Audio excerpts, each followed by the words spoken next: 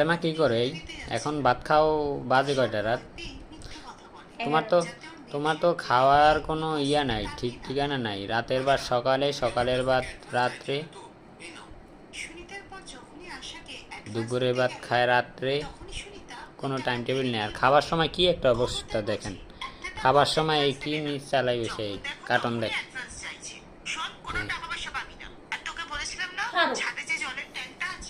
এটা এটা কি সুস্থ মানুষের কাজ? যা বাচ্চা কাচ্চা করবে সেটা করো আমি তুমি? অসুস্থ, সুস্থ না। নাকি অসুস্থ শুনছেন?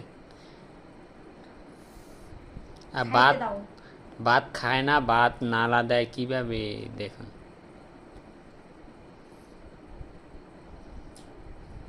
ঝাড়ুটা দাও তো, ঝাড়ুটা দাও, পিঠাই কতক্ষণ। বিচারে যায় না। এই হচ্ছে ওর খাওয়ার অবস্থা।